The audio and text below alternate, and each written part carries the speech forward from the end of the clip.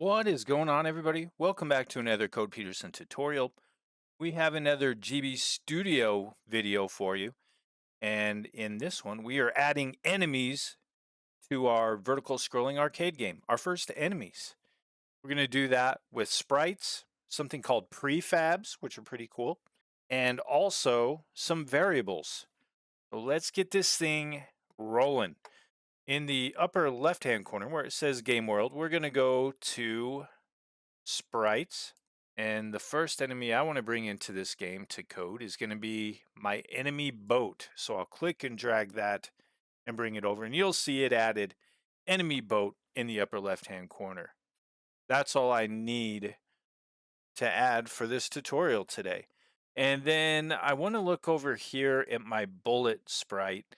If you remember earlier in a previous tutorial, we created our bullet and then that was our default animation, but then we made an explode animation. I want to select on that, and there are 3 frames here, and I am going to add one more frame just so that it goes to blank when it's done. So we're done with the sprites part. We can go back to the game world. Now, before we get too carried away, I want to be thinking about my variables that I want to use in this game, because this is going to impact how our enemies react to us and interact with us. So when I select this title scene, it's not a bad idea where we go to on init and add an event. And I'll go set variable to value. And it says, what type of variable is this? Well, I want to click that drop down and I want to select variable 0 underneath the global variables. That's an important thing to remember. So this is the variable we want to track through our different screens and our different levels. And the way you do that is with the global variable, then it remembers it throughout the game. If I click this little pencil, I can rename that variable, and I'll call this one lives. And I want the initial variable of lives, the value, to be 3. And then I'm going to add another set variable to value. And that one is going to be another global variable. Select variable 1, and I can rename that one as score. And I want the initial value for that variable of score to be equal to 0. So every time we begin our game, or when we have a game over and it goes back to the title scene, it's going to reset our lives, and it's also going to reset our score back to 0.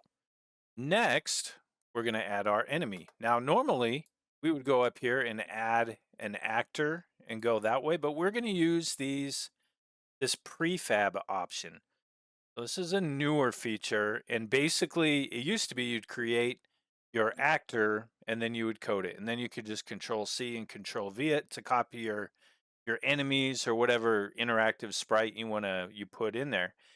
But then if you had to change a variable for something, like let's say each one was going to fire at a rate of 1 time every second. And then you're like, man, maybe that's too slow. And now I want to speed it up to where it fires every 0.5 seconds. Well, I would have to go back in and change every individual enemy in this GB Studio, which would take forever. Now we can create a prefab. And then when we duplicate the prefab, and if we want to change that variable, we can automatically push that out to update all of the instances of that particular prefab. I'll click this little plus and select actor. And on the right hand side, it says sprite sheet. I'll click on that and I'll select the enemy boat. This is going to be a collision group of 1. Think back to our previous tutorial where we created our projectile, which is our bullet, which fires from our airplane when we press the A button. And we said that the bullet was a collision group of 3, but that it could collide with things that are in collision group 1. So all of our enemies in this game are going to be a collision group of 1. Once we are on here, then it says on hit, and we want to say when that thing is on hit with a group 3 object, which is our bullet. I'll add an event here. And we're looking for store actor position in variables. Perfect. So here we have our variables that we looked at before, and it says X and Y. So I want to click this drop down, and I'll go ahead and select variable 3, and I will rename this one as enemy X. And then over here in the Y, I'll select variable 4 and click the pencil, and we'll call that one enemy Y. That is going to allow us to, when we bring in our explosion, to where we can move the explosion to where that enemy is located. The next thing I want to do is I want to deactivate actor. We're going to deactivate self. And then we're going to go here to add event. And we are going to search for variable increment by 1. And when we click the drop down here, we are looking for our score. So each time we blow up a ship or a plane or something, we're going to get 1 point added on to that score. So I'll bring this plus over here in the bottom left hand corner where it says actor 1. And we can actually rename that actor. Let's do that at this time. And we'll just call it enemy boat so it matches what sprite we were using. Click that plus, and then here we have our boat. We'll just put it here towards the left. All right, if I select this screen on here and we look where it says attach script to button and where we fire with the A button and it shoots our bullets, I do want over here to say I want that bullet to destroy on hit. So that way it disappears when we hit it. All right, let's check this out. We'll push play here. All right, here's our plane. Fire that. Direct hit. We sunk their battleship. That part works right there. Now, I want to keep track of the variables right now. And normally, eventually we'll talk about a heads-up display. But for right now, just to make things a little bit easier, we will select this main screen on here. And we'll go down here and we'll say add event. And we'll go attach script to button. And this one I'll unselect B, and I'm going to put start in here and override default button action. And then on press, what's going to happen? I want to search in here for display dialog. I could go lives, and then I'll put a colon, and then I'm looking for the $sign. And if I start typing in lives, because I named that lives variable as lives, select on that. And then I will go score and then $sign score. I'll select that. All right, let's see if that works. We have our airplane here. We fire this on there. I'm going to press start. It says score is 1. So that worked. And then we're going to have this plane go to the end of the level. Goes game over. Press here to begin. And then when I pause it, it says score is 0. So it reset when we were in there. All right, now let's go back here to this prefab again. We'll go back here to our boat. When we collide with player, go over here, and the first thing we might do is deactivate the actor. We'll add a camera shake. And then we will add an event, and we're searching for decrement, a variable decrement by 1. And the one we want to subtract 1 from is going to be our lives. All right, now you'll notice when I added those on here, we have something up here where it says prefabs. It says we made a change, but do we want to make the change to all of those prefabs, which most of the time in this case we do. So I'll click that drop down and apply changes, and then we should be good to go for that. Okay, so let's go over here and add another one of these here. And then we'll add one here. And then we'll add one up. And if we go on this regular screen here, we can add an event, and let's try compare variable with value. And we'll say if lives is equal to 0, and we'll change the scene to our game over. All right, let's see how this is working.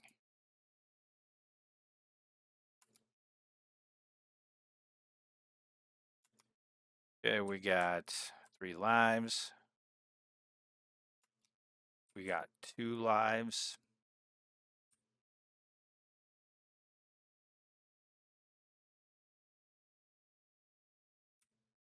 When I clicked on that, it's not updating. Oh, that one, it did update the score. Okay.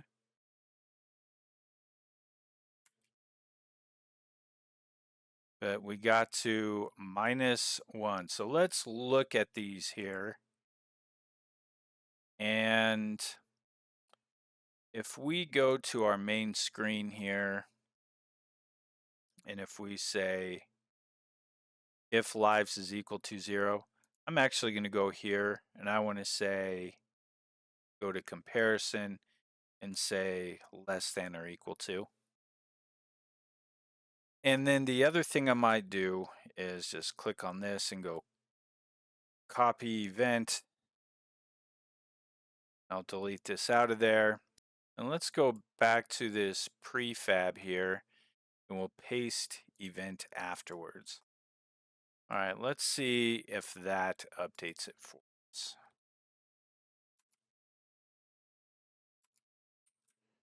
Got 3. Got 2.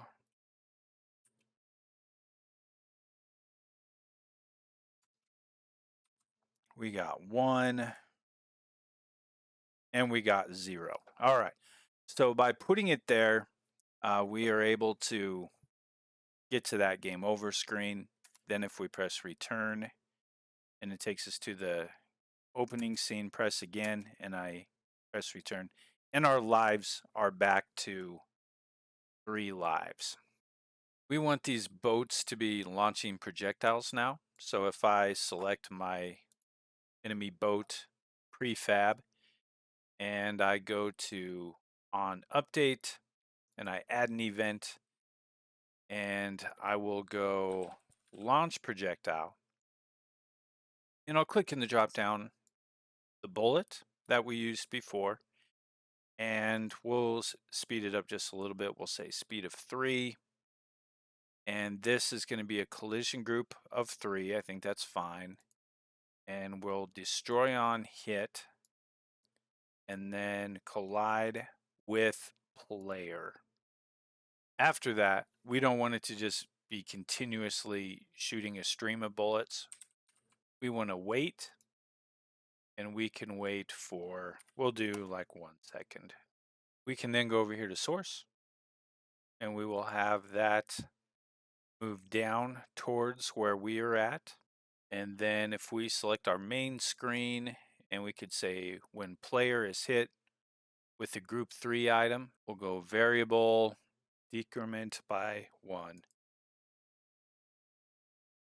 And we'll click the drop down and select lives.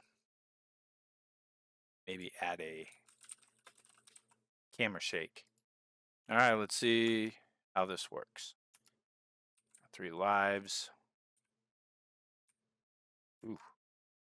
So we are down to 1 life. That is shooting pretty darn fast. But now we're at lives of 1. So with this, where it says on player hit with group 3, then in here I might add compare variable with value. And then we can say if lives is less than or equal to 0, change scene to game over. So we have that kind of in two different spots. We may need to clean that up later, but for right now, we can make that work. All right, let's try it again.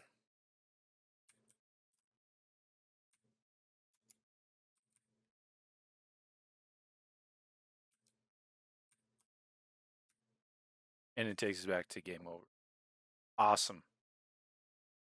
This is a time where when we're working with these prefabs on here, and I click on this, and now it's like projectile, and instead of waiting every 1 second, then now I want to say, you know what, those are firing pretty fast. Let's try 2 seconds.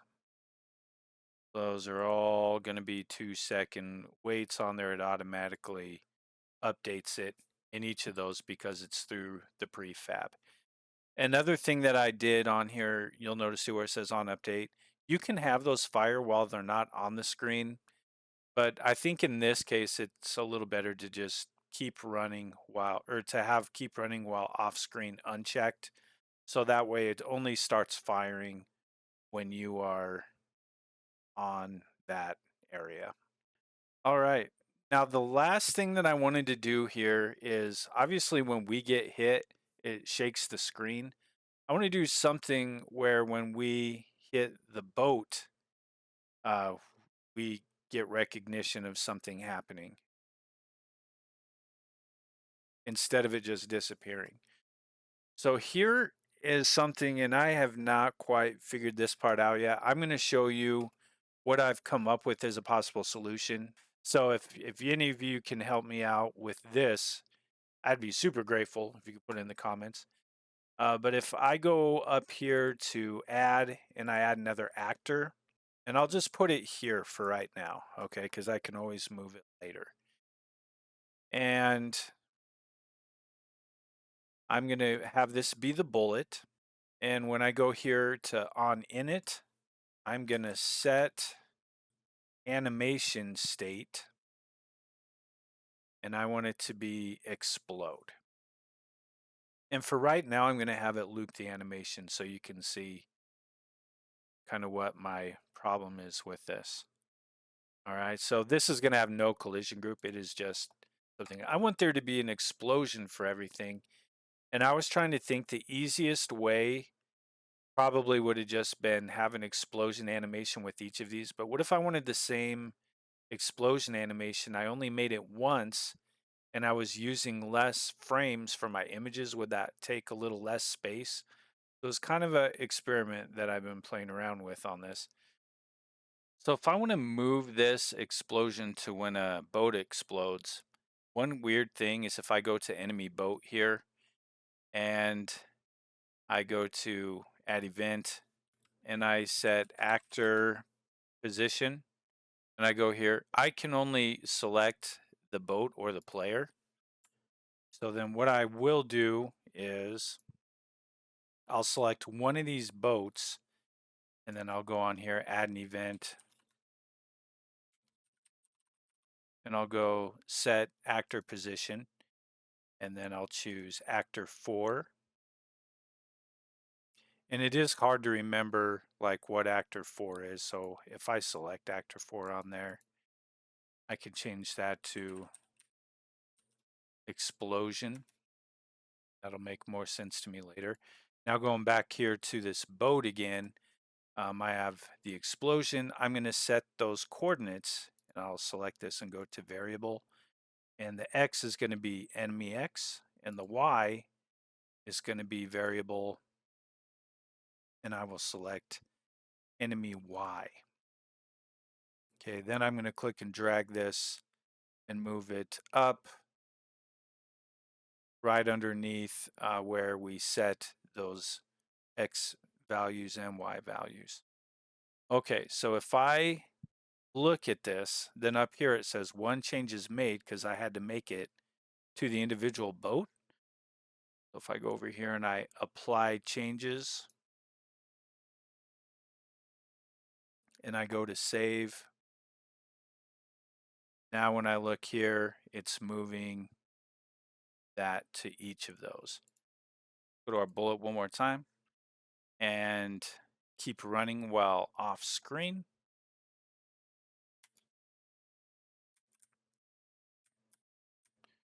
And it's animating.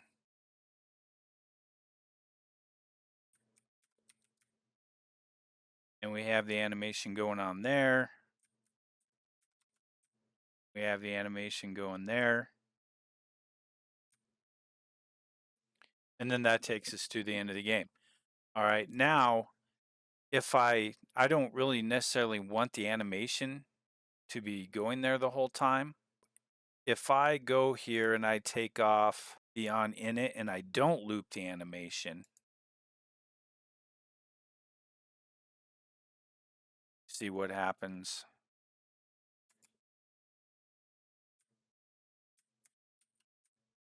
Then it doesn't play the animation. We go to the boat and we say stay on hit with a item from group 3. So then let's go here and add an event. Set animation state of the explosion. We'll take off the loop. And we'll set it to explode. All right, so we'll put that over here. So where it says on init, we'll put it right underneath where it moves into position. Okay, and then I'll go up here and I'll commit that change and go to save. And if I press play, there's the explosion.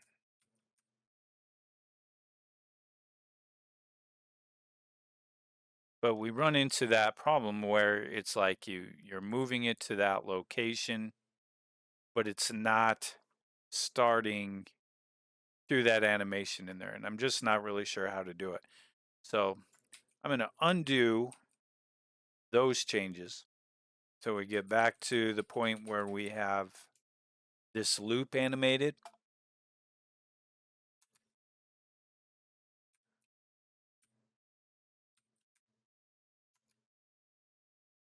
Lives 2, 1. And at least in this case, we have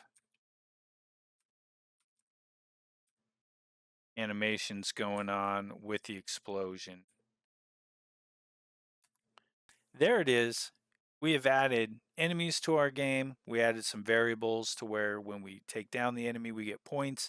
If we run into the enemy or we get hit by their bullets, we lose lives. We have kind of a little game over system where it resets our score.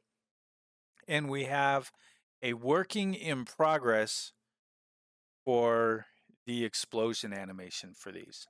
So let me know what you think. Let me know if you have any questions from this tutorial, and we'll do some more things with these prefabs and enemies as we go on through this. And if you have any idea on how I can make it to where that animation only plays one time through, help us all out and put that down in the comments. We'd sure appreciate it.